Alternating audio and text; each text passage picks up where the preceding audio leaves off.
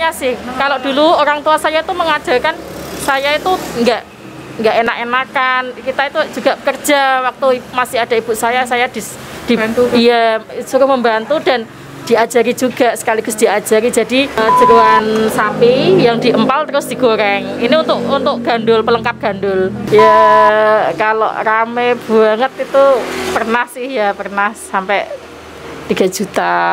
Iya.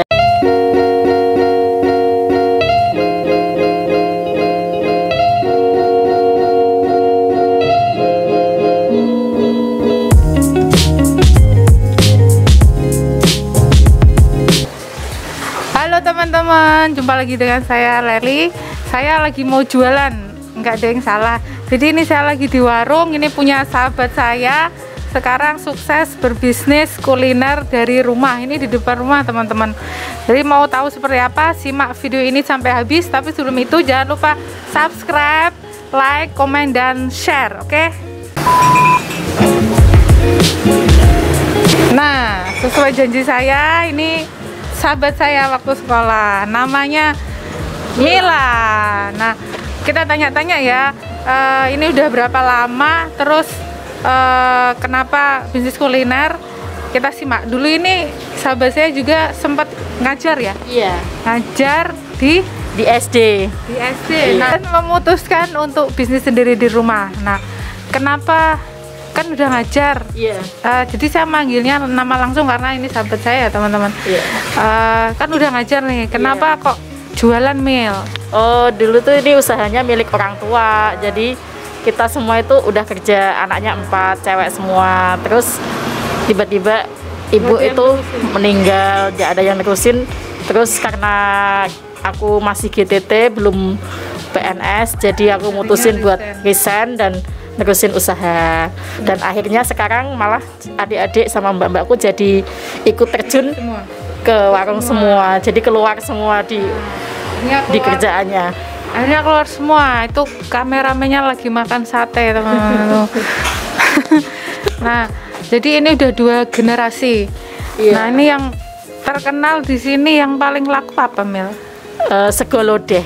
Iya, menu favorit di sini. Sampai nama warungnya pun terkenalnya sego lodeh. Nah, sego lodeh. Buat yang nggak tahu sego lodeh sini, sego lodeh sini itu isinya apa aja? Sego lodeh itu terdiri dari sayur nangka. Kalau orang sini bilang tewel. Sayur tewel. Ini. Terus nanti dicampur sama kotokan tahu. Kotokan tahu itu kayak gini, ya sama telurnya. Terus nanti dikasih kering tempe. Itu satu porsi berapa? Kalau satu porsi 4,5 nasi lodeh aja. Tapi kalau nanti kalau misalnya tambah telur jadi 7,5. Misalnya tambah ada empal kebun nanti juga beda gitu. Ini kan jadi harganya murah-murah ya teman-teman. Nah, saya sering lihat postingan teman saya ini, itu sering melayani pemesanan. Kalau pemesanan ya nggak sering sih, cuman kalau setiap harinya pengunjung di warung itu banyak lah.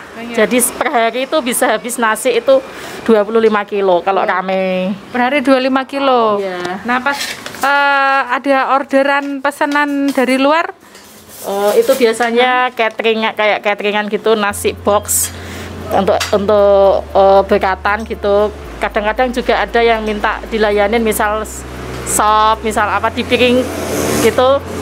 Ya lumayan lah. ya, ratusan teman-teman saya.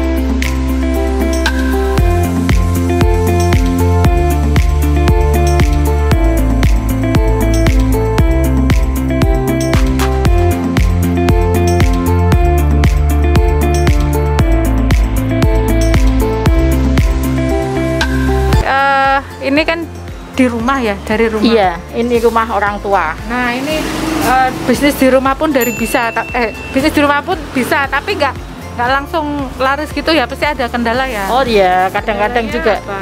Oh, kalau kendala itu di tenaga. Kadang-kadang kita itu kekurangan tenaga. Jadi kalau pas rame banget gitu kan butuh banyak tenaga. Tapi kalau tiba-tiba nggak rame kan, kalau sudah rekrut orang kan jadi nganggur gitu. Jadi kita kadang-kadang kekurangan tenaga kalau pas rame. Jadi Terus tenaga aja berarti omset stabil lah ya. ya alhamdulillah stabil. Nggak, pandemi ngaruh nggak? Alhamdulillah sejauh ini nggak begitu sih. Nggak ngaruh teman-teman. Karena apa? Karena manusia itu butuh makan. Nah seperti ini. Dan salah satu obat corona itu katanya suruh makan, makan dan makan. Obat COVID itu makan dan makan. Nah ini pas saya kesini tuh pas kebetulan siang, jadi udah hampir habis semua. Ya, menunya sudah hampir habis. Kalau pas komplit jam berapa? Kita bukanya jam 5 pagi. Jam 5 pagi itu lengkap semua ada. Ada lodeh, ada opor ayam kampung. Opor ayam kampung juga di sini favorit ya. Favorit, Karena jarang ada orang jualan opor ayam kampung.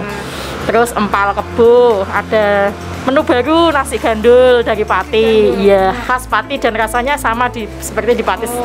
Nah teman-teman, orang warga Kudus yang mau pengen makan nasi gandul boleh datang ke sini nih. Dan nih menu baru nasi gandul. Alamatnya? Jauh-jauh ke Pati ya. Nah alamatnya di mana Mil? Di Blolo, Karangampel, Kaliwungu, Kudus. Dekat perumahan? Kalau dari Rumah Sakit Islam RSI ke utara kira-kira 1 kilometer, sebelah selatan pabrik jarum Blolo. Nah, gampang banget ini di pinggir jalan teman-teman. Ya. Terus nih pasti banyak yang penasaran nih. Saat lagi rame-ramenya, Ya. omsetnya berapa? Ya kalau rame banget itu pernah sampai 3 juta. Sehari? Iya. Nah. Kalau sepi-sepi banget ya 2 jutaan lah, 1,5 kalau paling sepi. Itu sepi-sepi banget 1,5, rame-rame banget 3 jutaan, belum yang order dari luar. Iya, Belum beda ya? lagi, beda. Nah, yang dari luar beda lagi. Jadi ini omsetnya tiap hari jutaan teman-teman. Iya. Siapa bilang bisnis dari rumah jualan nasi itu tidak menggiurkan? Nyatanya buktinya ini teman-teman. Alhamdulillah. Nah, Ibu saya dulu juga jualan ini aja bisa nguliahin 5 anaknya.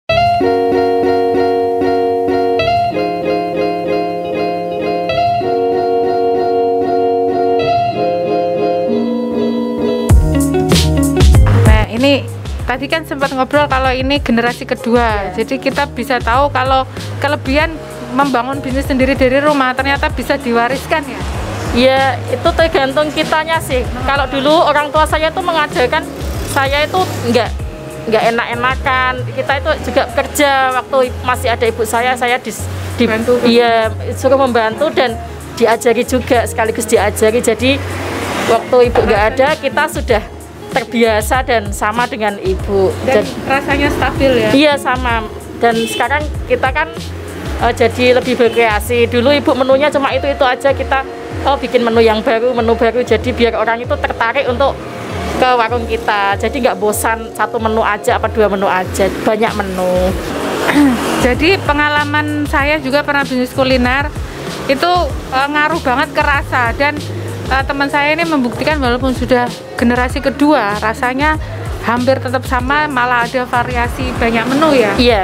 Nah ini bisa dijelaskan ini apa? Isiannya. Oh ini untuk gandul ya. Oh ini gandul. Empal gandul namanya. Oh. Ini dari jeroan sapi yang diempal terus digoreng. Ini untuk gandul, pelengkap gandul. Kalau ini beda lagi, ini kebo atau daging kerbau. Kayak sama ini sama-sama Beda. gandul. Enggak, ini empal untuk lodeh, pelengkap lodeh. Oh. Atau empal aja juga enak. Berarti beda ya untuk Beda. lodeh sama. Iya. Kalau kebo dibuat gandul nanti keras, enggak pas. Gitu. Ya beda. Terus Ini semur bandeng sama kutuk. Khas kutuk. Iya. Nah, ini Kutuk. Kuto, teman. Iya, ini bandeng. Kuto itu kalau di Jakarta ikan gabus. Iya.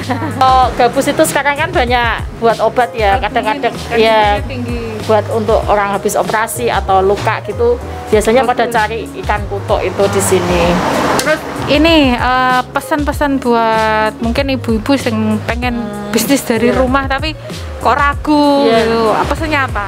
Kalau pesan saya begini, yang penting itu pengalaman ya. Jadi kalau kita nggak punya pengalaman, kita itu mau bikin sesuatu itu pasti ada yang nggak cocok lah, masalah rasa lah, beda lah. Kalau kita pengalaman belajar terus gimana supaya terbiasa dengan pekerjaan kita, itu kita pasti insya Allah pasti bisa. Dan jangan mengabaikan kualitas. Nah, berarti harus buka dulu ya untuk tahu, Iya. untuk tahu biar dapat Iya, pengalaman. ya kita misalkan ya kita mau bisnis makanan, misalnya bikin soto. Tapi kalau kita cuma asal-asalan lihat resep-resep aja, nggak nyobain, terus kita coba belajar dari orang yang sudah jualan soto, itu pasti susah.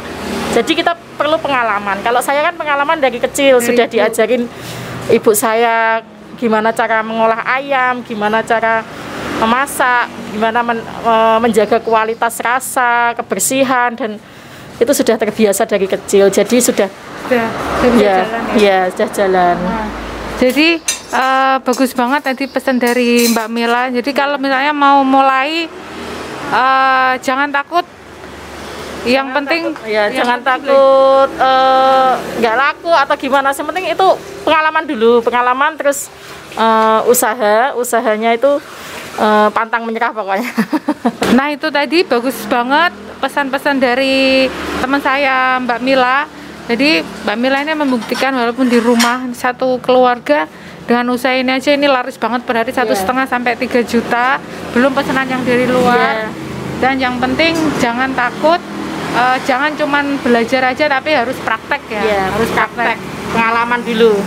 Pengalaman, kualitas, dan pemasaran. Misalkan kita kan di kampung ya, kalau kita bikin harga itu jangan mahal-mahal, standar lah sesuai. Iya. Yang penting itu.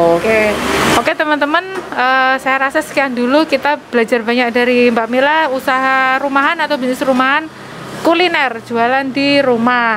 Terima kasih sudah menyaksikan. Terima kasih sudah subscribe. Tetap terus pantengin channel ini. Sampai jumpa.